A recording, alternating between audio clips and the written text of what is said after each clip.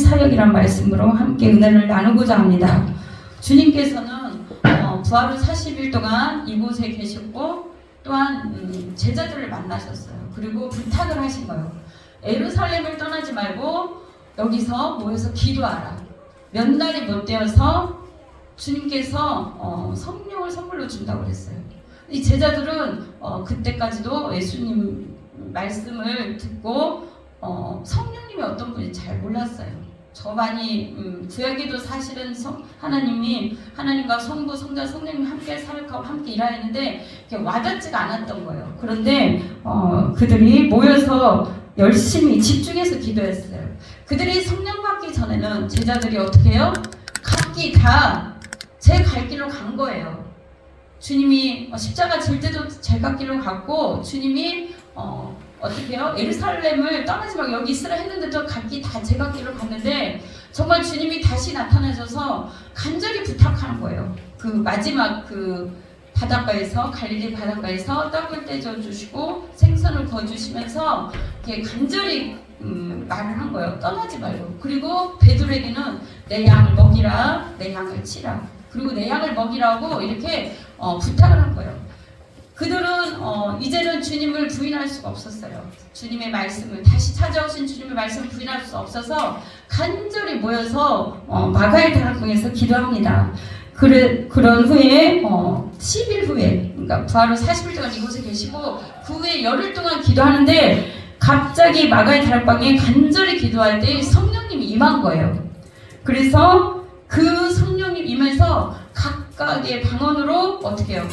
그 방언을 하게 되고 불같은 성령님에서 막 몸이 떨리고 진동을 했다고 그래요. 우리가 오늘 본문 말씀과 좀 연결이 되는데 에루살렘에 큰 박해가 일어나서 각기 사도들 외에는 다 흩어졌어요. 유대와 사마리아 땅끝까지 다 이렇게 모든 제자들 뿐만 다른 사람들이 흩어져서 그 교회가 흩어진 거예요. 그러고 그들이 나가서 한 일이 예수님을 사실은 전했습니다.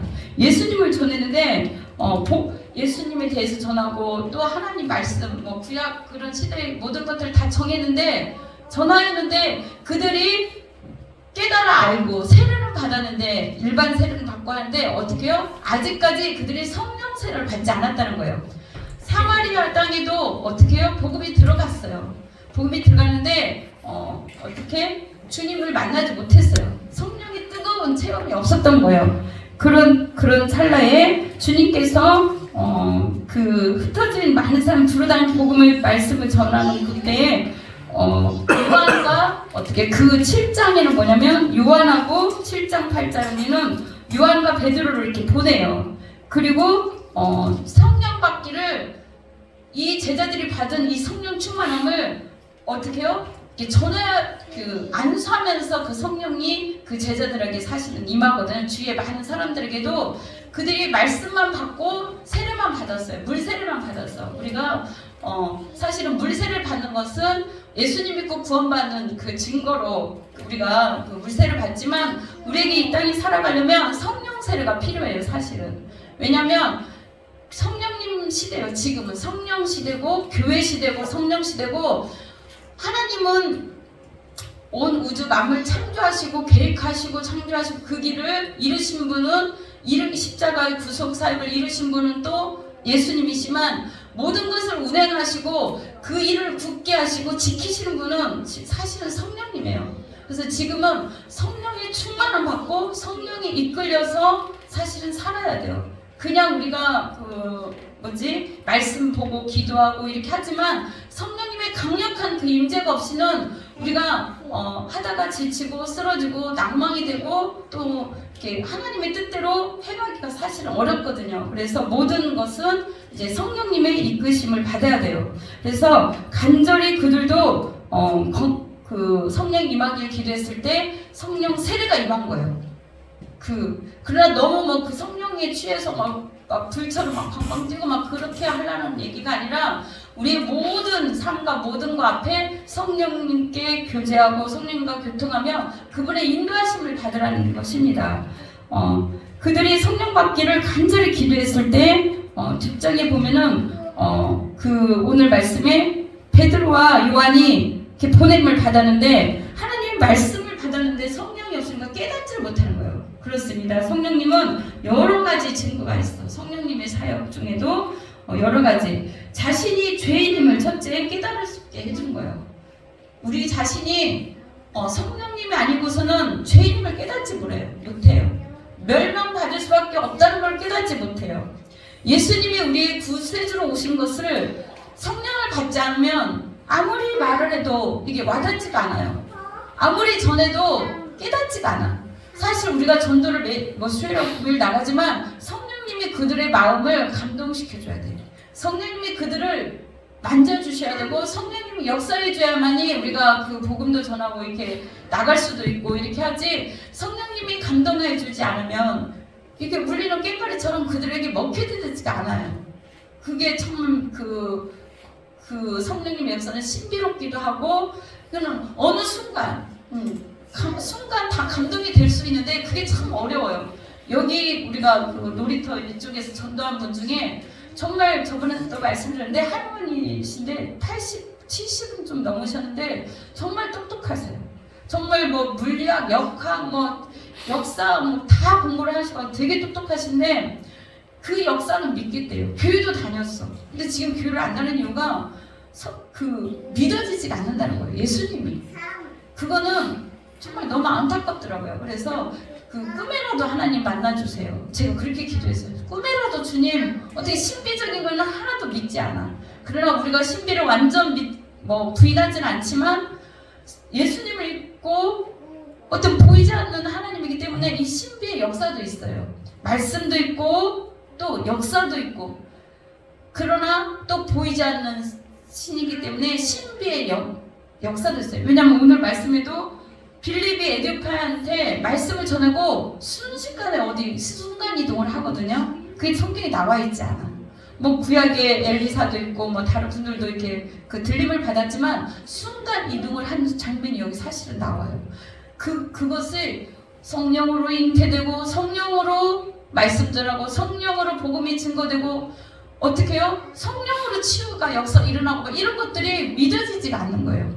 왜냐? 성경에 나와 있는 것도 믿어지지 않고 이 모든 것을 역사와 창조와 이런 것들이 받아들이지 않는 거예요. 그런 분들한테는 사실은 성령님이 함께 해주셔야 돼요. 성령님이 그들의 마음을 만져주시고 깨닫게 해주셔야 돼요. 성령님의 역할은, 성령님의 사역은 죄인임을 깨닫고 우리가 멸망받을 수밖에 없다는 걸 알게 하고 예수 그리스도 말미암아 속죄받았던 것을 알게 합니다. 예수님이 믿어지게 하는 거야.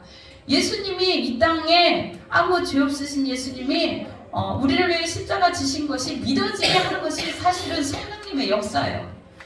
아무리 교회가 많고 아무리 많은 사람들이 전도를 해도 이게 믿어지지가 않는 거예요. 이게 믿어지는 것이 성령님의 사역이고 역사인 줄 믿습니다.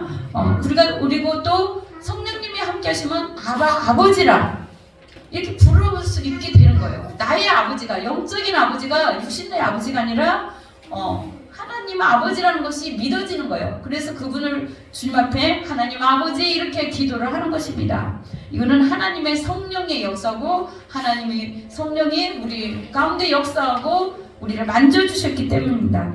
두 번째는 성경에 기록된 말씀을 진리임을 깨닫게 하고 성경의 말씀이 깨달아 알아지는 거예요. 그전에 우리가 교회를 다니고 성경을 많이 읽었지만 무슨 말씀인지 와닿지도 않고 무슨 말씀인지 깨달아지지가 않아요. 그래서 우리가 성경 읽을 때 항상 주님 앞에 주님 이 말씀이 본문의 말씀이 오늘 내가 이 들은 말씀이 무슨 말씀인지 알게 해주세요. 이렇게 기도를 하는 것입니다. 그러면 성령님께서 구약이든 신약이든 연결해서 어떻게 우리로 하여금 깨달을 수 있도록 지혜를 주는 거예요. 그래서 성경에 기록된 진리를 깨닫게 해주시는 거예요. 오늘 본문의 말씀에 보면은 쭉 오늘은 성령 세례를 받는 말씀이 또 이어지고 그 다음에 26절 보면 빌립과 에디오파 얘기가 나옵니다. 에디오파와 네시. 에디오파라는 건 저 구스 땅 그쪽에 네시라는 사람이 있었어요. 주의 사자가 빌립에게 말하여 이르되 26절 일어나서 남쪽으로 향하여 예루살렘에 가서 가사로 내려가는 길까지 가라 하니 그 길은 광야라. 그쪽으로 가라는 거예요. 주의 사자가. 그리고 29절에 성령이 빌립더로 이르시되 이렇게 말씀이 되어 있어요. 성령님이 빌립더로 이르시되 우리가 성령님이 어떻게 음성을 듣습니까? 여기서 직접 말씀을도 하실 수 있지만 내적인 음성도 있어요. 내적. 또 성경 말씀, 또 환경, 아니면 다른 사람을 통해서도 성령님이 말씀하는 거예요. 누구야 이렇게 말씀만 하는 게 아니라 다른 성경 말씀이나 우리에게 깨닫게 해주는 어떤 사인, 환경, 다른 사람을 통한 말씀, 좀 성경 말씀 이런 걸 통해서 이렇게 말씀하는 거예요. 이때는 아마 성령님이 직접 임해서 빌립에게 이 수레로 가까이 나아가라 이렇게 말했던 것 같아요. 빌립이 사실은 공부를 좀 했고 성령 충만한 상태에서 그래서 일어나 남쪽으로 향하여 예루살렘에서 가사로 내려가는 길까지 가라 했어요. 예루살렘에서 가사 지역까지. 이렇게 가사 지역은 요빠, 두로바 이렇게처럼 이렇게 그 해안가 주변이에요. 그쪽으로 가라는 거예요. 그쪽에 왜 가라는지 몰라. 빌립은 일어나서 가서 보니 에디오피아 사람 곧 에디오피아 여왕 간다기의 국고를 맡은 관리인 네시가 예배하러 예루살렘에 왔었어요. 이방 사람인데 어떻게 해요? 말씀을 들었겠지. 하나님이 어떠한 분인 걸 알고 예배하러 온 거예요. 여왕 간다의 국고를 맡은 관리는 높은 사람이 사실은 그죠. 재정부 관리, 재정부장 정도 됐겠죠. 그 네시가 예배하러 예루살렘에 왔다가 돌아가는데 이사야 글을 읽는데 무슨 말인지 모르는 거예요. 무슨 말인지. 그러니까 주의 사자가 어떻게 해요? 성령이 빌립더러 이렇게 주의 사자나 성령을 같은 의미로 해석이 됩니다. 빌립더러 이 수레를 가까이 가서 그 앞에 빨리 다 따라가라는 얘기예요. 네시한테 달려가서 이렇게 보니까 그 네시가 이사야 선지자의 글을 읽고 있어요. 읽는 것을 깨닫느냐 이렇게 물어보니까 네시가 뭐라고 해요? 지도해 주는 사람이 없으니 어찌 깨달을 수 있겠느냐. 빌립을 청하여 수레에 올라간 일에 앉으라 하시면서 거기에 같이 올라타서 수레를 타고 가면서 이제 성경을 가르쳐 주는 거예요. 이 말씀, 그 사람이 읽은 성경이 그 이사야 53장에 그가 도살할 자에게로 가는 양과 같이 끌려갔고 털 깎는 자 앞에 있는 어린 양같이 조용한 같이 그의 입을 열지 아니하였다. 그가 굴욕을 당했을 때 공정한 재판도 받지 않으시니 누가 그의 세대를 말하려. 그의 생명이 땅에서 빼앗김이로다. 이렇게 쭉 읽어나고 이사야 글을 읽는 거예요. 그때 무슨 말인지 모르는 거예요. 사실 네시는 이방 사람이기도 하거니와 잊고 있는데 깨닫지를 못하는 거예요. 그때 어떻게 해요? 빌립은 사실은 그 전에 성령님이 함께해서 성경이 좀 열렸고 또 성령님이 깨달음을 더 줬을 것 같습니다. 그래서 이 네시한테 이 얘기를 해주는 거예요. 이것은 이사야 53장 정도 되는데 예수님에 대해서 한 얘기다. 그리고 이 예수님이 우리에서 십자가 지셨고 또 이렇게 잘 설명을 해주실 것입니다.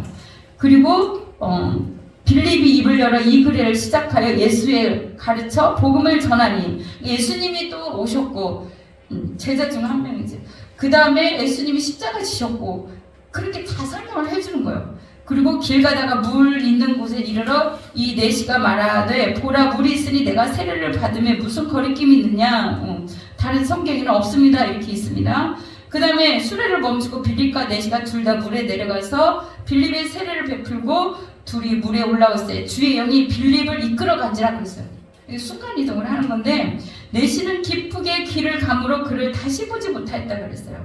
그리고 빌립은 여기 아도소를 나타나 여러 성을 다니면서 복음을 전하고 가이사랴에 이르렀더라. 빌립이 순간순간 이동도 하는데 이게 성령의 이끌림입니다. 그리고 그 네시가 성경을 깨닫지 못할 때 어떻게 해요? 가르쳐준 거예요. 이사에 대해서 가르쳐주고 예수님에 대해서 가르쳐주고 그래서 세례를 받고 싶어 하는 거예요. 그래서 예수님이 어떻게 했어요? 다니면서 복음을 전하고 세례를 주라고 그랬잖아요. 그래서 물이 있는 곳에 가서 세례를 받습니다.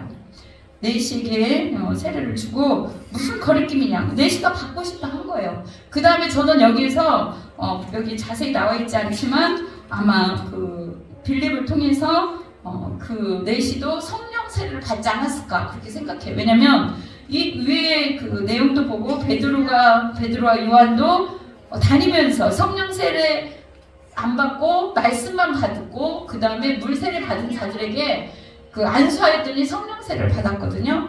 그리고 또 이 받은 것을 어떻게 해요? 그 다른 사람들에게 그 사역을 많이 한 거예요. 안전배기도 일으키고 죽은 자도 살리고 또 모든 것을 이렇게 얽매여 있는 것을 풀어주고 했습니다. 그래서 은과 금은 내게 없거니와 어떻게 해요? 내게 있는 내 것으로 주는 거예요. 예수 그리스도가 있잖아요. 곧 나사렛 예수 그리스도 이름으로 일어나 걸으라 해서 그 성령세를 주는 그 일어나 걸게 하시고 일으키는데 이 사역이 성령님이 함께 하신 거예요. 내 힘으로 할 수 없는 거예요. 우리가 기도하고 치유받고 또 말씀을 깨닫게 하고 또 많은 것들을 행하지만 전도도 하고 많은 거 행하지만 이 모든 것이 성령님이 함께 하시지 않으면 우리가 할 수 없다는 겁니다. 그 빌립도 복음을 전하고 내시에게 말씀을 미사에 대해서 가르쳐주고 여기 주의 영이 함께 했다고 하니까 성령 세례도 그 순간 다 줬을 것 같아요. 저는 그래요. 같이 받는 성령 세례는 물 세례 받을 때 같이 받는 사람도 있고 또 따로 받는 사람도 있고 또 어때요? 그 나중에 뭐 그냥 갑자기 성령이 임할 수도 받는 수도 있어. 뭐 목사님들이나 다른 분들이 이렇게 안수해서 받는 경우도 있지만 그 뜨겁게 기도하고 찬양하는 그 장소에서 그냥 불이 임할 수도 있어요. 우리가 그래서 오후 예배 때 찬양하고 기도하고 막 이렇게 하잖아요. 그 기도 중에 성령이 임하는 거예요. 불같은 성령이 임하는 거예요. 그러면 치유도 되고 또 회복도 되고 또 말씀이 깨달아지고 모든 말씀이 진리가 열리고 또 하나님께서 함께 해줍니다. 그래서 두 번째 말씀대로 진리를 깨닫게 해준다는 거예요. 첫 번째 자신이 죄임을 깨닫고 예수 그리스도가 우리를 위해서 죽어주셨다는 것을 믿어주고 하나님을 아버지로 믿게 한다고 그랬어요. 그 다음에 두 번째 성경의 진리를 깨닫게 하는 거죠. 요한복음에 어떻게 나왔어요? 요한복음에 우리가 16장 13절 보면 진리의 성령이 오시면 그가 너희를 모든 진리 가운데로 인도하시리니 스스로 말하며 장래일을 너희에게 알리게 하리라 그랬어요. 너희에게 알리라. 그가 또한 내 영광을 나타내리라. 예수님이 이 말씀을 하셨거든요. 예수님도 사실은 성령 충만함을 받은 거예요. 성령 세를 받은 건데 사도행전 10장 38절 이 뒤에니까 한번 봅시다. 이거 한 장 찾아보세요. 사도행전 10장 38절 사도행전 10장 38절 같이 이 한 절 읽겠습니다. 성경책 뒤에 있으니 10장 9절 오늘 읽었죠? 10장 38절 아멘. 다 같이 읽겠습니다. 하나님이 나사렛 예수에게 성령과 능력을 기름 붓듯 하셨음에 그가 둘이 다니시며 선한 일을 행하시고 마귀에게 눌린 모든 사람을 고치셨으니 이는 하나님이 함께 하셨습니다. 하나님이 나사렛 예수에게 성령과 능력을 기름 붓듯 하셨다는 거예요.